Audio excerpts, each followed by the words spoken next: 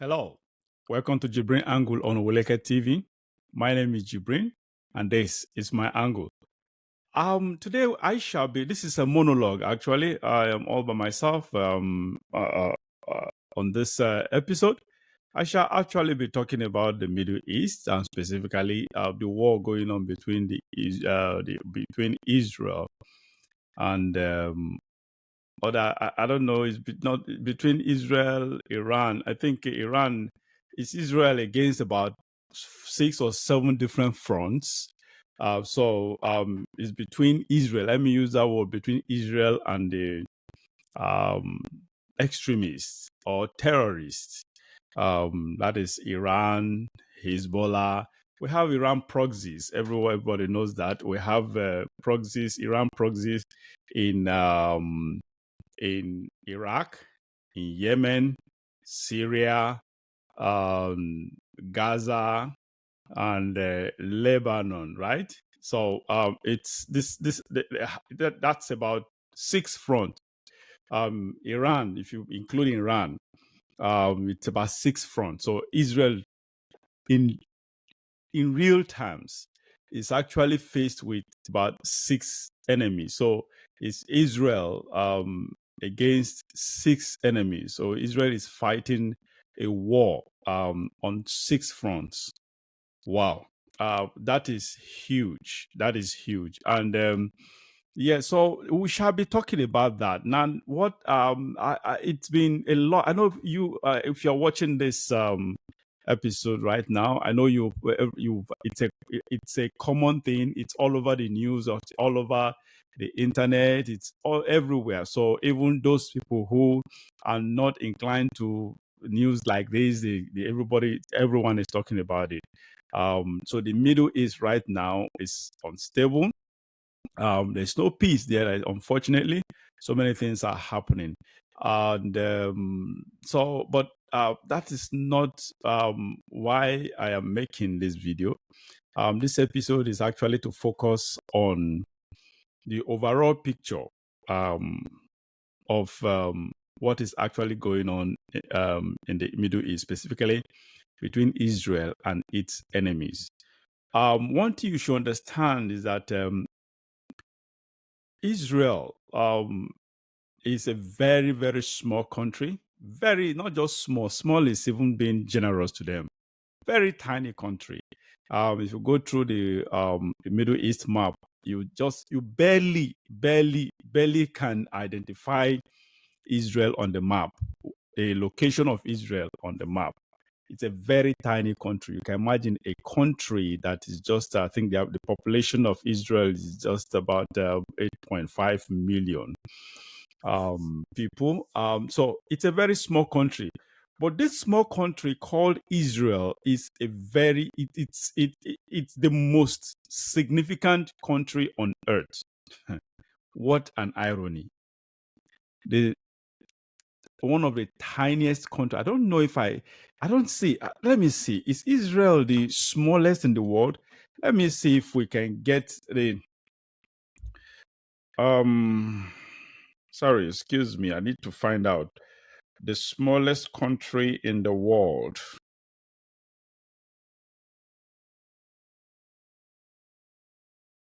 In the world. Okay, Vatican City, Nauru, San Marino, Monaco. Okay, Israel is not okay. It's not Israel is not even. Wow, we have so many small countries. Anyway, all right, but that's just it. I don't know what I can't go. I don't. This is it's not for this segment. I can't go into that right now. The smallest, I don't know what yardstick they are into, but probably land mass. I don't know, or population. So I'm not ready to go into that, but. Israel is a very, very tiny country. If you go to the map, you see it's a very tiny country of about 8.5 million in population. So, but the irony of this is Israel is one of the smallest country in the world, yet the most significant country in the world. You will ask how significant. Yes, I don't think there is anyone on earth that doesn't know Israel. No one. Anywhere, no, even the layers of human beings If you mention, the moment you mention Israel, they know they may not know where the location of Israel is, but they know that name will always ring a bell. So that name is not it's not unpopular. It is very, very popular, if not the most popular in the world. Because the truth is, in reality, if you there are countries that are much bigger than Israel, even Nigeria, for God's sake. Nigeria, my own country, where I hail from, is the largest in Africa, the largest in population, not in landmass. But the largest, the most populated country in Africa, and Nigeria is one of the most significant countries in Africa. Yet, I've met people who never heard of that name, Nigeria. Strangely, honestly, even myself, yes, I know you are surprised, but honestly, I was surprised when anytime I came across people who you mention, which country are you from? You mention the name, and it sounds so strange. You've not heard of that country before. They said no. So that's surprising, a sort of. But that is just it. But unlike Israel, everybody knows Israel. This is the one of the tiniest country in the world, but most popular again, most popular with everything for obvious reasons. It's Israel is someone that is a country that no country can ignore. The most powerful country, the world superpowers cannot ignore. In fact, Israel is among the world superpowers when it comes to warfare. They are rated among the world superpowers. They have the latest, not among the latest, they have the latest technologies, warfare technologies. So we'll get to that. So the reality is, Israel is they are giants in science, they are giants in technology, they are giants in innovations. They are, name it. So, and that is it. So of course, that is why they are surviving. They are still blossoming, even in the midst of enemy. Israel as a country is surrounded by enemies, conglomerate of enemies, people who want to annihilate them, who wants to terminate their existence. A sort of people they are not hiding it. They are public about it. Iran and Hezbollah and Hamas and all those the extremists in Yemen, Iraq, Syria, all of them, they are not hiding it. It's not a hidden fact. It's something that they have made public. They sing. In fact, they sing with it, a sort of publicly, that they want to. In fact, they literally, in their words, they want to wipe Israel off the map. In fact, that is their goal: wiping Israel off the map. And now you will take a look at this tiny country that is faced with a whole enemy conglomerate of enemies around them. Yet still not just surviving. They are not surviving. They are glowing. They are blossoming. They are growing. They are winning. They talk about all the positivities still on their side. And this is the reality we are faced with. And this is what it's a puzzle. It should be a puzzle to any normal human being, that a country that is as small, tiny as Israel can be yet powerful, can be competing with the greatest superpowers in the world, in economy, in technology, in science, invention. They are there. They are at the top level of it. And so back to what is happening in Israel. Why I had to take you around this is because I'm heading somewhere. Now, a country this small and tiny, yet this powerful, they have all it takes. In fact, when it comes to warfare, I think they have the latest technology, latest technology in warfare weaponry right now, because they have invented. They've not even invented. Sorry, they've gone beyond invention. They invented, and right now they are. I think it's already implemented. They have this They have this weaponry that has to do with sophistry, a sort of what they call it, laser beam or whatever. That's a different kind of missile. There are so many other new things, new weaponry that Israel has invented, and they already have them existent in their arsenal. Now, we all know, going back memory lane, how Israel defeated 5 countries in the 70s, 5 countries at a time, where Jordan, Iraq, and Syria, I think about 5, 4, I can't remember the 5 of them now, who actually faced Israel in a warfare physically simultaneously. So Israel, I don't know when, that is where I am actually driving at. The supernaturality of the existence of Israel, how Israel have been conquering from its inception. Now, this is they defeated 5 countries in one sweep within 5 days. So, and that is the Israel we are talking about right now. Now, the same Israel is still, since then, they have grown 100 times stronger and better than what they were. Now, this same Israel is the one facing, this time around, not 5, but 6. And this 6, that time was a different ball game. Right now, this 6 front is the deadliest ever that have ever confronted them. These 6 fronts are fierce.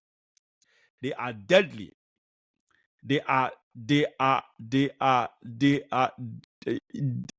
Call it whatever you want to call it. The extreme. They are at the extreme of enmity.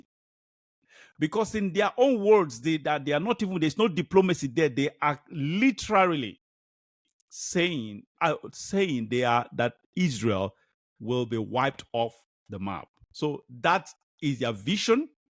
That is their dream. That is their goal. Now, that brings me back to today, what is happening, and especially in the last 2 weeks, 10 days to 2 weeks now. Israel has demonstrated an act that I refuse to see as something that is natural. I see a supernaturality at play in what has happened and what is happening between Israel and its enemies. We remember how Israel was able to actually infiltrate the pagers of Hezbollah top command hierarchy. Through this pager, they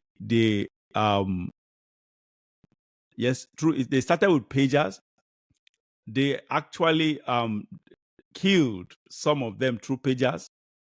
I think about that. Something of them.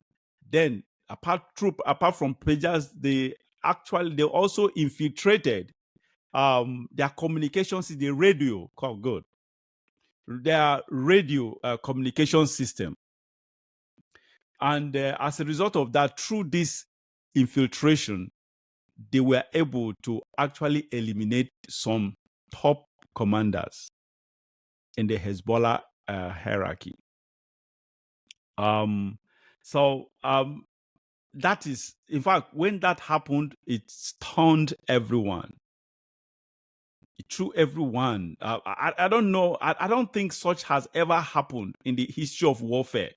Israel has taken this a step further. They have taken warfare a step further than what we used to know. It is unprecedented. It's never heard of. That they actually attacked their enemies through their communication systems, through their radio device, through their pager device. Is it page or pager? I don't know, whatever you call it, device. So that is the point. Now, this same Israel, in a couple of days, has eliminated, I think on Friday, eliminated the overall head, the Secretary General of Hezbollah, Hassan Nasrallah. This is someone that the U.S. Designated as terrorist and have been after. First of all, they killed the one they killed. Was it last week? They have so many of these Islamic names. I can't remember their names. The one they killed last week was the top commander of the military arm. I think the one was responsible, the one that the overall head responsible for their missile weaponry was eliminated, and that man was actually, in fact, US. I think how many million? I've forgotten how many million that they placed on him as bounty for so many years, almost 40 years or more, since the early 80s. Because that was the man that was responsible for the killing of U.S. forces.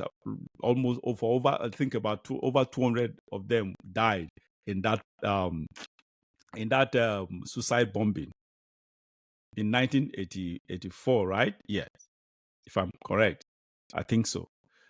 So that since then, U.S. actually he's been on U.S. wanted list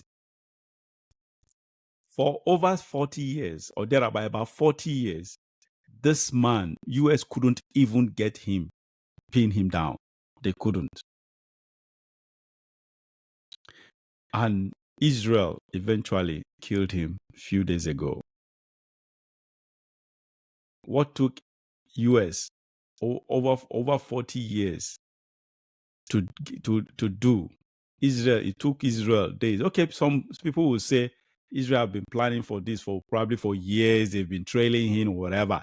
The truth is that, honestly, based on what I have seen that has taken place these past days, and based on the antecedents of Mossad, I'll talk about Mossad later. Based on the antecedents, honestly, I think Israel never wanted to kill them earlier. If they wanted to get them earlier, they could have gotten them earlier. And I believe what they did within this span of these 2 weeks, they did it within a short plan. It was, I think it is not something they've been trying to do for years. It's something they had to, because why they allowed it to linger, especially since the 8th of October that Hezbollah started firing projectile at Israel, was because they wanted to deal with Hamas. They wanted to focus on Hamas and make sure they decapitate Hamas and make them powerless, so they can have the time and all the resources to focus on Hezbollah. And that is exactly why they didn't, whatever. Now the issue, Hamas has been rendered powerless right now, because the only thing they are looking for now is the head of Hamas, the overall boss of Hamas, the military wing. Is the only one that they've been decapitated. Their weaponry has been downgraded to less than 10%. So about 90% of their weapons have been taken out. So they are no longer a threat. That's why they focus. Now they have all the time for Hezbollah. They forced, and they did the right planning, got what they needed. They already have all it takes for them to do what they have to do. They located who they needed to locate, and boom, they started taking them out one after the other, through pager, through radio device, through intelligence, everything or whatever. So they have taken the entire top hierarchy that right now Hezbollah is, even though although it will take a very long time to destroy Hezbollah, they are very, very armed. They are the strongest, the most powerful. Apart from Iran, the most powerful terrorist organization in the world. They have all the up-to-date weapons of warfare, so they are not. You can't easily eliminate them. However, what Israel have succeeded in doing within these 2 weeks is causing confusion, creating confusion. Of course, what do you expect when you did not only kill the overall boss, but killed everyone in the chain of command, probably up to the 10th or 12th person in the chain of command? What do you expect? You will throw everyone, confusion will just go all over the place. Will just rampage the entire place, because under normal circumstances, nobody does. No, this is a scenario that probably has never happened in the history of warfare. So at this juncture, usually things like this, leadership, the moment you always have first in command, second in command, third in command, like that. The chain is always like that. If this one dies, this one takes over. This one dies. But what Israel has succeeded in doing is it did not even give that room for you to decide who to take over next. Who next to take over? That is the point. They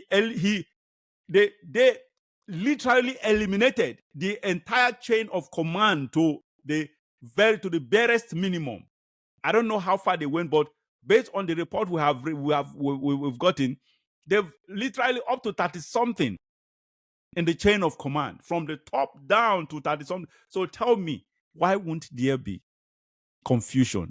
There is already chaos, leadership chaos within. Even the one they appointed, barely an hour after they appointed the one that succeeded Hassan, immediately they appointing the one that succeeded Hassan, I think is brother-in-law thereabout. I can't remember. They took him out 1 hour after he was appointed to succeed Hassan Nasrallah. So that is the point. So right now, Hezbollah, they are in confusion completely. While they have their weapons still, whatever, of course, but even at that, Israel is still going after their weapons, their weapon catch, their arsenal. That is what the next thing now. Based on report, they are just hitting at all their weapons location. So their target now is taking out their arsenal. So that is it. Now, this brings me to this. Now, how did Israel, how were they able to succeed without the US? Over the years, US and Israel have been sharing intelligence. And possibly it is because probably they've been sharing intelligence with US. That's why they've never taken these guys down all these years. Because US probably, obviously, they have a mole. They have Iranian moles, where they have extremist moles within the Democrat government, who are actually informants, including the military, who are informants, who tips off the enemy when it is time for Israel to act. That is obviously my assumption. Because you will ask, why now? Because all the action Israel just took, and they all succeeded in them. They didn't carry the US along. They didn't share. The US was not notified that they were going to carry this. I think this latest one, they only notified US government when they were already on the air. That's when they notified. So they were just minutes away from the strike. So there was, even if you want to tip off, it was late. You just can't tip off at that point. So this is one of the reasons why US cannot forget about. They said US. They always say US in the mid. Israel is the best ally in the best US best ally in the Middle East. I always tell people this is wrong. That it is not. They are not just the best in the Middle East. They are the best US ally in the world. Justifiably so. I keep telling people this. Look, what the US is benefiting from Israel, no any other ally can ever can give US that. The relationship between US and Israel is based on equal partnership. I bet you Israel may be much smaller than US, but I bet you the benefits they are getting from the US, from Israel, is much more than that. That's the size ratio. That is the reality. Israel, when it comes to technology, the US does a lot with their technology, with their science, so many things or whatever. All the things, I bet you most of the latest technology, military technology, and other technologies in the US were actually from Israel. The Jews in the US, they control the economy. That is just the reality. The Jews are everywhere in the US, everywhere. Wherever you find a Jew, they stand out.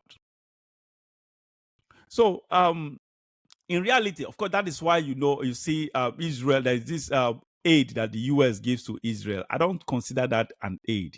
You think a country will be so indebted to another country over aids to the tune of 3 to 4 billion annually for nothing? That must be something, my dear. That must be something. Something is Israel is deserving of it. And Israel is doing. If Israel earns that, that is just, in reality, they call it aid, but I don't call it aid. I call it settlement. And that is it. Israel is working for that aid.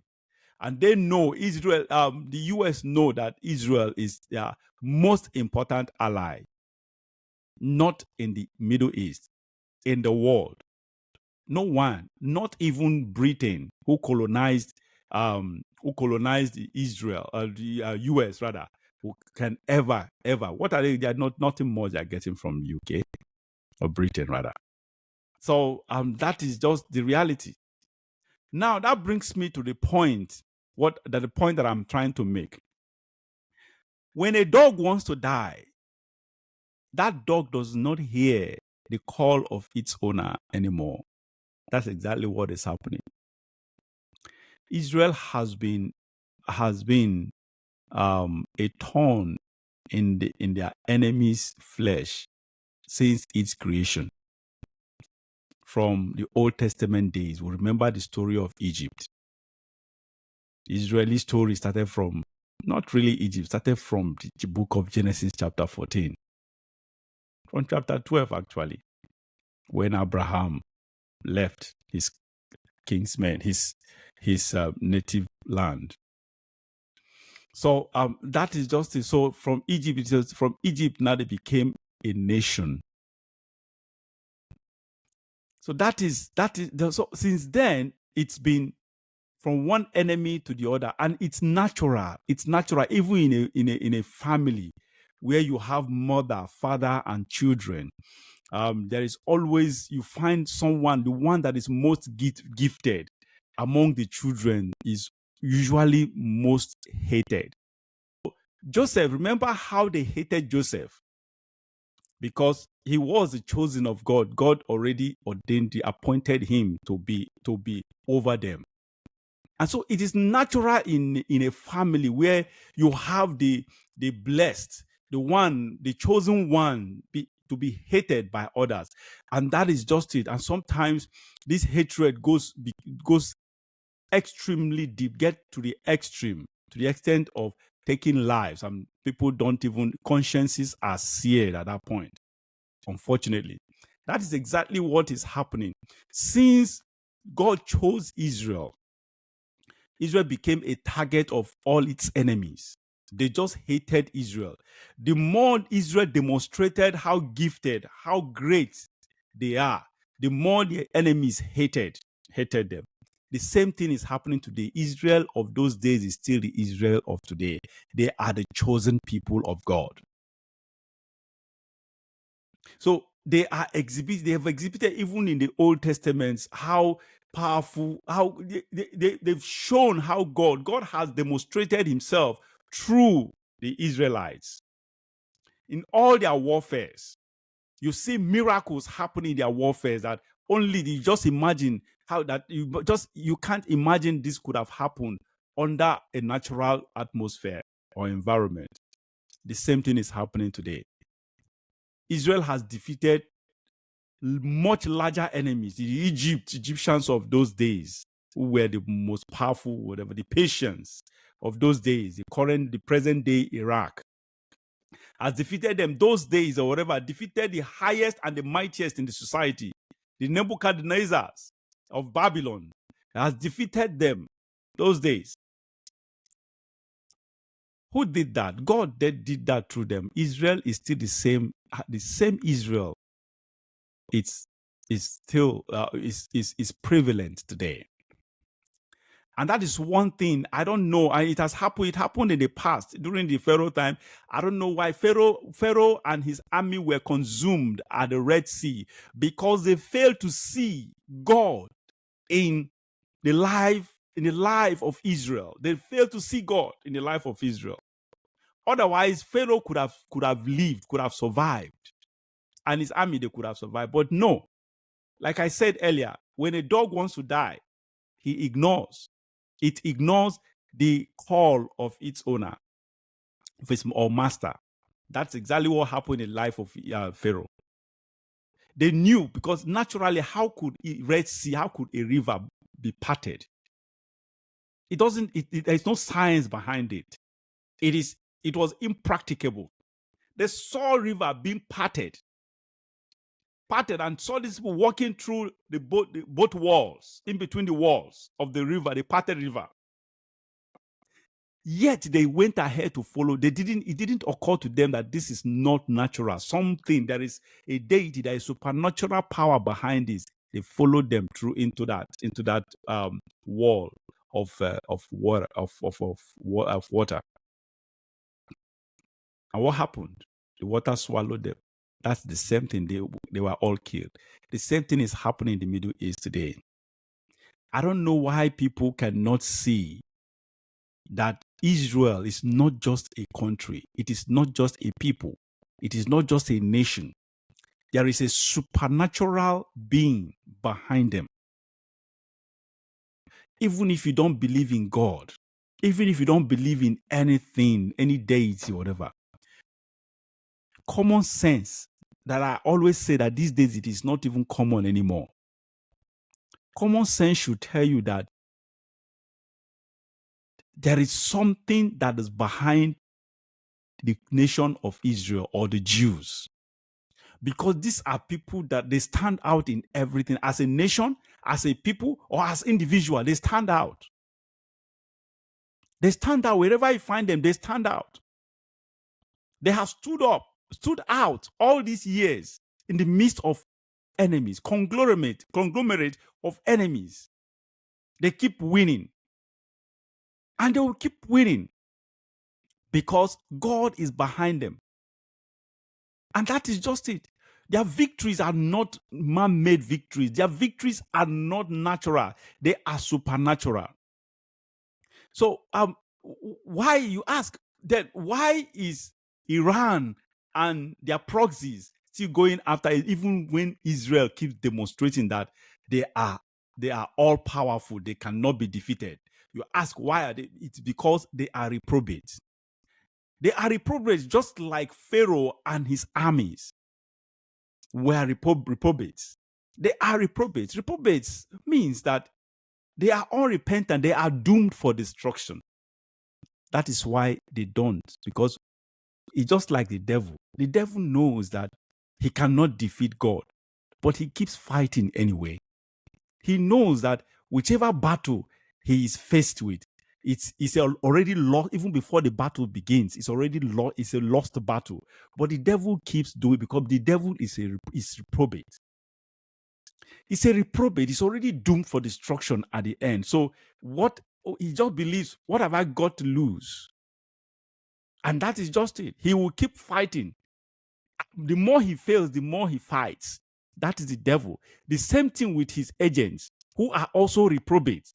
The difference is that the difference between his agents and The devil and his agents, because is that the devil knows that what he is doing. He knows, the devil knows the truth. The devil knows that he is fighting a lost battle. The devil knows that he's not going anywhere with it, but he keeps doing it anyway. Now, that is the difference between him and his agents, is that his agents thinks a different way. They believe they've been brainwashed. They think they are doing the right thing. They think they are on the right course. Their conscience has been seared. They no longer have conscience. And so that is justice. So they'll keep doing what they are doing. And something keeps telling them, the next move will give me success. The next move, okay, the next thing can lead us to outsmart our enemy. And that is it. They keep encouraging themselves that the next step can do the magic. The next step, and that is just it. They've become so blind and shrouded. Their entire mentality shrouded in ignorance. And so that is it. So they will keep doing that. Iran and Israel, no matter what Israel, even Israel takes out the entire terrorists in the Middle East that are their enemies, more terrorists will rise against that because they are reprobates. That is the unfortunate thing. So, as I always say to anyone who cares to listen, Israel, as small as they are, they don't need the US to defend themselves. To defend them, rather. They can defend themselves. They have what it takes, all it takes to defend themselves. And whatever US is giving to them, they deserve it, they earned it, they worked for it. It is their right because they are working in conjunction. Their relationship with the US is a partnership, an equal partnership relationship. It's a give and take relationship. It's a two-way street relationship. They give to Israel, to the US gives them back in return. It's like trade by, like those of you who are economists, that what we call trade by barter. Take and give me. That's exactly what they are doing. So both of them, they are benefiting from each other.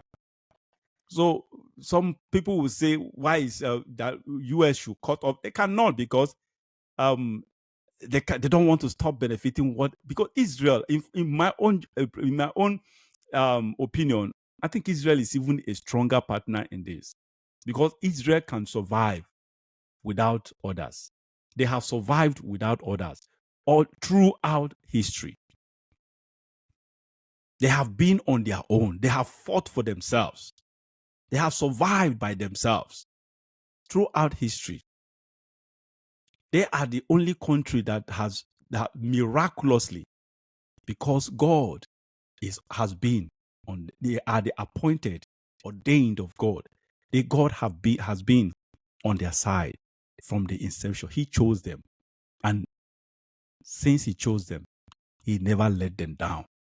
The only time they were let down, they weren't even let down. God, that was the times that God needed them to be punished, chastise them because of their disobedience. And don't get me wrong, if the Israelites of today, the Jews of today, majority of them, they don't even believe in Christ. They don't believe Jesus Christ died for them. They don't even believe some of them don't believe in God Himself. That is the irony of it. You see, that is where God is God. God is it's not a human being, can never be human. So therefore, He doesn't think like us. He doesn't do things, doesn't judge like us. Everything God does for us is on the platform of mercy, exclusively mercy. Something we don't earn it. Even when He chose Israelites from the beginning, He didn't choose Israelites because they were perfect, or they were the best among them, those among the humans those days. He chose because they just found favor. Anyone can find favor in the sight of God. Even in we human beings, anyone can find favor. You meet a rich man, you just see a rich man, one wealthy man, someone that can actually turn your destiny into overnight. Give your destiny a sharp twist overnight. Not because you have done anything for him. You didn't do anything for him or her. Just the person, you just found favor in his or her side. For no just reason, you ask yourself, I didn't do anything for this man.